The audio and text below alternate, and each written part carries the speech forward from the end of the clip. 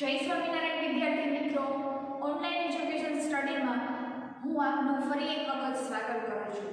વિદ્યાર્થી મિત્રો, આપણે સૌ જાણીએ છીએ કે 2020 એ વર્ષ પૂર્ણ થયું છે અને આજે આપણે નવી શરૂઆત 2020 યરનું વેલકમિંગ કરી રહ્યા છે. તો આપ સૌને નવા વર્ષની, ખ્રિસ્તી નવા વર્ષની હાર્દિક શુભેચ્છાઓ. આ વર્ષે તમારું સુખમય, તમારા અભ્યાસમાં પ્રગતિ, ઉચ્ચતર પ્રગતિ કરો એવી મારી શુભકામના છે દરેક વિદ્યાર્થીઓને. હવે આપણે અગાઉના વિડિયો લેક્ચરમાં યુનિટ નંબર 6, બરોબર છે, યુનિટ નંબર જે 6 છે, જેનું ટાઇટલ હતું the night train at Deoli, એનો અભ્યાસ કર્યો હતો. એમાં આપણે જાણતા હતા કે પાઠના જે લેખક છે, ઓથર રુસ્કિન બોન્ડ, એ અહીંયા પોતાની એક નવલકથા લઈને આવ્યા છે. એ આપણને કહે છે કે જ્યારે એ કોલેજમાં અભ્યાસ કરતા હતા ત્યારે એ સૌથી વેકેશન પડે એટલે તરત જ એના ગ્રાન્ડમધરનું પ્લેસ જે આવેલું છે દેહરા, ત્યાં વેકેશન ગાળવા માટે જતા રહેતા હતા. હવે વેકેશનની શરૂઆત છે મે મહિનામાં થતી, એટલે આપણા લેખક છે એ મે મહિનામાં દાદીમાના ઘરે જતા હતા અને પાછા રિટર્ન છે એ જુલાઈ મહિનામાં ફરતા હતા. હવે જ્યારે પોતાની જર્ની કરતા હતા ત્યારે દેહરા જતી વખતે દેવોલી નામનું નાનકડું સ્ટેશન આવતું હતું અને દેવોલીથી દેહરા છે એના ગ્રાન્ડમધરનું પ્લેસ એ માત્ર 50 કિલોમીટર છે. એક દિવસ એને નક્કી કર્યું કે મારી આ જે ટ્રેન છે, રાત્રિની ટ્રેન, એ દેવોલીમાં જ્યારે ઊભી રહેશે ત્યારે હું આખો દિવસ છે અહીંયા ગાળીશ. તો એ ડિસાઈડ કરે છે કે એકવાર તો હું જ્યારે આ ટ્રેન છે થોભશે, દેવોલી છે એ નાનકડું ગામ, બરોબર, ત્યાં હું નીચે ઉતરીશ અને આખો દિવસ શાંતિથી મજા માણીશ, કારણ કે આખો વિસ્તાર છે પહાડી પ્રદેશ છે. ત્યાં સુધી આપણે જોયું હતું. હવે પાના નંબર 56 પછી આપણે જોયું હતું લાસ્ટમાં કે એક છોકરી છે, જ્યારે લેખક એના ગ્રાન્ડમધરના પ્લેસ ઉપર સમર વેકેશન ગાળવા જતા હતા 18 વર્ષની ઉંમરે, ત્યારે એક ગર્લ છે પ્લેટફોર્મ પર આવે છે. પછી શું થાય છે, એ બાસ્કેટ વેચતી હોય છે. તમે ચિત્રમાં પાના નંબર 56 ઉપર જોઈ શકો છો કે છોકરી આવે છે અને આપણા લેખકની ટ્રેન ઊભી છે, જે રાત્રિની જર્નીની મુસાફરીની ટ્રેન ઉપડી હતી. હવે અત્યારે દેવોલી આવીને, દેવોલી જે સ્ટેશન છે ત્યાં આવીને ઊભી છે. હવે એ છોકરી શું કરી રહી છે, ચિત્રમાં આપણે જોઈ શકીએ છીએ કે બાસ્કેટ વેચી રહી છે. It was a cold morning, એ કોલ્ડ મોર્નિંગ હતી, ઠંડી સવાર હતી. The girl had a shawl across her shoulder, જે છોકરી છે એને એના જે શોલ્ડર ઉપર છે સરસ મજાની શોલ છે વીંટાળેલી છે. હર ફીટ વેર બેર, એના પગના તળિયા, ફીટ એટલે પગ, બેર એટલે તળિયા, એના પગના તળિયા છે કેવા છે, ખુલ્લા છે. હર ક્લોથ્સ વેર ઓલ્ડ, એના જે કપડાં પહેરેલા છે એ કેવા છે, જૂના પુરાણા થઈ ગયા છે એવા છે. She was a young girl, એકદમ યુવાન છોકરી હતી. Walking gracefully towards me, walking એટલે ચાલીને, ટુવર્ડ્સ એટલે ની તરફ, મી એટલે લેખક. લેખક બેઠા બેઠા એને ડબ્બામાં જોવે છે અને બારીએ બેઠેલા હોય છે. છોકરી આવે તો છે, છોકરીનું વર્ણન પણ દર્શાવ્યું છે અને પછી કહે છે કે છોકરી છે મારી તરફ સામી આવી રહી છે એની ચોપડીઓ લઈને. When she comes to my window, અને જ્યારે મારી બારી પાસે આવે છે, જ્યાં લેખકની ટ્રેન ઊભી છે અને લેખક બારીએ બેઠેલા છે અને છોકરી છે લેખકની બારી તરફ આવે છે. She stopped, એ ઊભી રહી જાય છે, stopped એટલે ઊભા રહી જાવ. She showed that I was looking at her initially, initially એટલે આતુરતાપૂર્વક. લેખકને છે એ આતુરતાપૂર્વક એ છોકરી જોઈ રહી હોય છે. But at the first she pretend not to notice.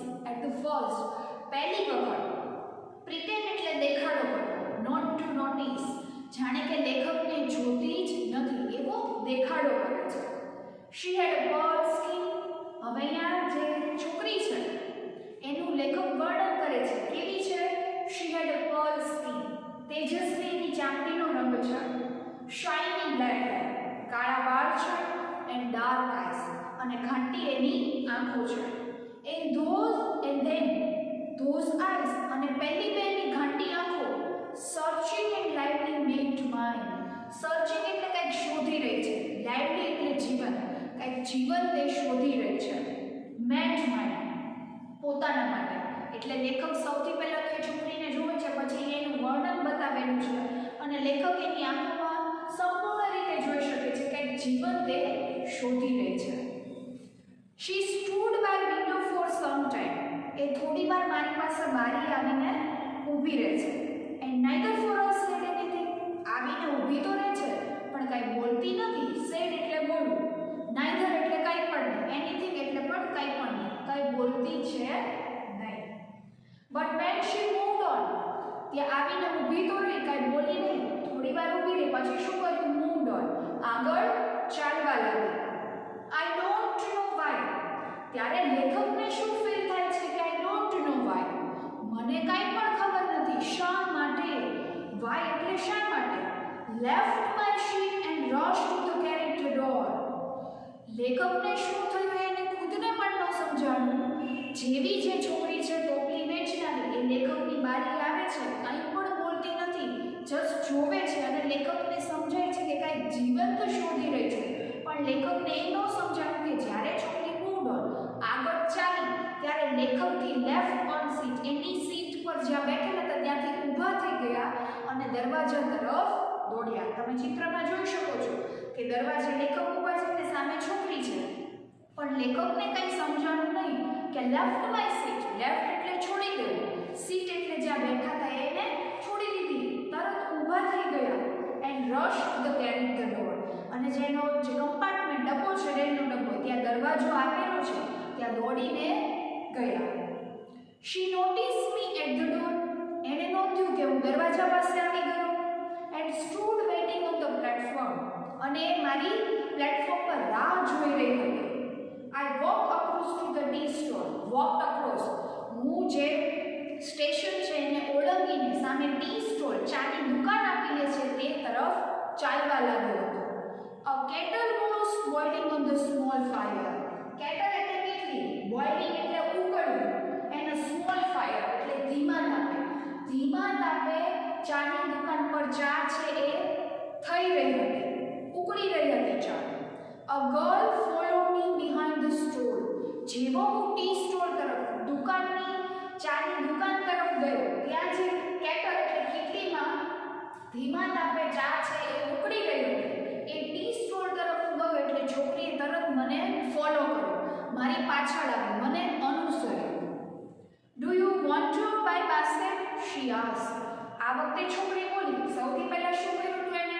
Station ઉપર ટ્રેન ઊભી હતી, લેખક બેઠા હતા બારીએ, પણ એની બારીએ જઈને જસ્ટ જોયું, બરોબર છે, પણ કાંઈ બોલી નહીં. પછી આગળ ચાલવા લાગ્યા અને લેખક જ્યારે દોડીને આવ્યા કમ્પાર્ટમેન્ટના ડબ્બા આગળ, ત્યારે લેખક નીચે ઉતરે અને જેવા ટી સ્ટોર તરફ ગયા, બરોબર, તરત જ ત્યારે છોકરી છે એની પાછળ ગઈ, એને લેખકને અનુસર્યા અને પૂછ્યું, do you want to buy basket. Want એટલે ઈચ્છા, બાય એટલે ખરીદવું, બાસ્કેટ એટલે ટોપલીઓ. શું તમારી ઈચ્છા છે આ ટોપલીઓ ખરીદવાની? They are very strong. આ ખૂબ મજબૂત છે. સ્ટ્રોંગ એટલે મજબૂત. Made of the fascinated cane. Fascinated cane એટલે મજબૂત વાંસના લાકડામાંથી બનેલી આ ટોપલીઓ છે અને ખૂબ જ મજબૂત છે. તો શું તમારે ખરીદવી છે? એવું છે આ ગર્લ પૂછે છે. નો, આઈ સેડ. મેં ના પાડી, ના મારે નથી ખરીદવી. I don't want a basket. મારે આ ટોપલીઓ ખરીદવી છે નહીં, એવું આપણા ઓથર જે છે એ ના પાડે છે. We stood looking at each other very long time. થોડા લાંબા સમય માટે સૌથી પહેલા તો અમે બંને એકબીજા સામે જોતા જ રહ્યા.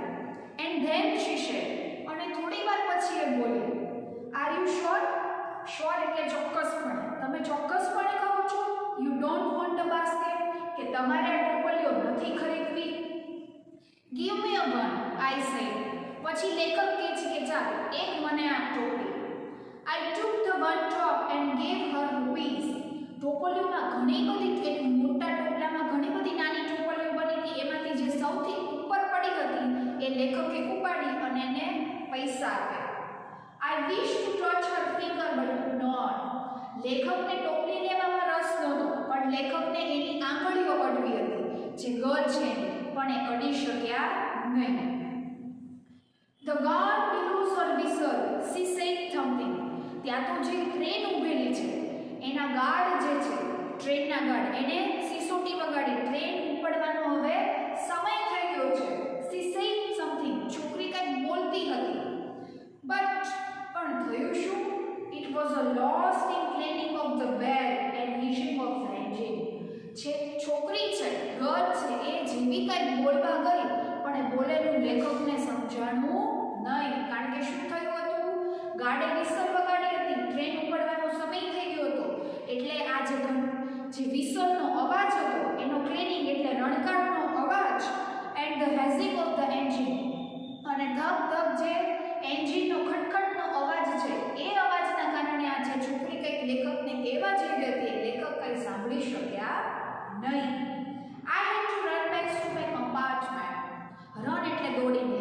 હવે આપણા લેખકને તો દેહરા જવાનું છે. દેહરા પહેલા દેવોલી આવે છે. દેવોલીથી 50 કિલોમીટર દેહરા છે. ત્યાં કોનું ઘર છે વિદ્યાર્થી મિત્રો? એના દાદીમાનું ઘર છે. અને લેખક ત્યાં સમર વેકેશન એન્જોય કરવા જાય છે. તો લેખકને ટ્રેનમાં તો બેસવું જ પડે. હવે ટ્રેન ઉપડવાનો સમય થઈ ગયો છે. લેખકે સરસ મજાની જે ટોપલી છે ખરીદી, ગર્લને પૈસા પણ આપ્યા. છેલ્લે છોકરી કંઈક કહેવા જાય છે ત્યાં ગાર્ડ એની વિસલ વગાડે છે અને એન્જિનના ખટખટના અવાજ સાથે છોકરી જે પણ કંઈ બોલી એ આપણા લેખક સાંભળી શક્યા નહીં. અને લેખક દોડીને પાછા એના કમ્પાર્ટમેન્ટ ડબ્બામાં બેસી ગયા. I watch on the platform sleep away. હું એને જોયા જ કર્યો જ્યાં સુધી મારી ટ્રેન છે પસાર ન થઈ ગઈ, સ્ટેશનની બહાર ન નીકળી ગઈ ત્યાં સુધી હું એને જોયા રહ્યો. She was alone on the platform. એ બિચારી પ્લેટફોર્મ પર એકલી ઊભી હતી. And did not move. ત્યાંથી એ હલી પણ નહીં. જ્યાં સુધી મારી ટ્રેન સ્ટેશનની બહાર ન નીકળી, મારું કમ્પાર્ટમેન્ટ સાવ અદૃશ્ય ન થયું, ટ્રેન સાવ દેખાતી બંધ નહોતી, ત્યાં સુધી એકલી પ્લેટફોર્મ પર ઊભી રહી. But she was looking at me and smiling. એ મને જોતી જ રહી અને હાસ્ય સાથે. I watch her until the signal box came in the way. છેલ્લું સિગ્નલ સ્ટેશનની બહાર જાવ એટલે સિગ્નલ આપેલા હોય છે, એ સિગ્નલ પૂરું ન થાય ત્યાં સુધી હું એને જોતો રહ્યો અને મને જોતું રહ્યું. And then the jungle હાઇઝ the station. અને ધીમે ધીમે જંગલોની અંદર સ્ટેશન છુપાઈ ગયું. એટલે સ્ટેશન પૂર્ણ થઈ ગયું, ટ્રેન આગળ ચાલતી ગઈ. I could steel C Har standing there alone. અને હું એને જોતો રહ્યો સતત ને સતત કે એ બિચારી એકલી પ્લેટફોર્મ પર ઊભી છે. થયું શું? લેખક નીચે ઉતર્યા, ટી સ્ટોર તરફ ગયા, છોકરી પાછળ ગઈ, એને બાસ્કેટ ખરીદવા માટે કહ્યું. પહેલા ના પાડી કે મારે નથી ખરીદવા. પછી જ્યારે છોકરી કહે છે કે મજબૂત વાસના છે, ખરેખર તમારે નથી ખરીદવા, ત્યારે છે આપણા લેખક છે છોકરી પાસેથી બાસ્કેટ ખરીદે છે. પછી શું થાય છે? ટ્રેનનો ઉપડવાનો સમય થઈ ગયો છે એટલે આપણા લેખક ટ્રેનમાં બેસી જાય છે. પણ બંને એકબીજાને જોતા રહે છે પ્લેટફોર્મ પર. અને ધીમે ધીમે ટ્રેન આગળ વધે છે. આપણા લેખકની જર્ની આગળ વધે છે. એના દાદીમાના ઘર તરફ જવા ડહેરા તૈયાર છે પણ બંને એકબીજાને જોતા રહે છે. આઈ સેટ અપ અવે for the rest of the journey. શું કહે છે કે આખી જર્ની હું જાગર્યો, હું સૂઈ જ ન શક્યો. સેટ એટલે બેઠેલો તો હતો, અવેક એટલે જાગ્રત અવસ્થામાં. આખી મુસાફરીમાં હું જાગ્રત હતો, સૂઈ જ ન શક્યો. I could not forgot the girl face and her dark bright eyes.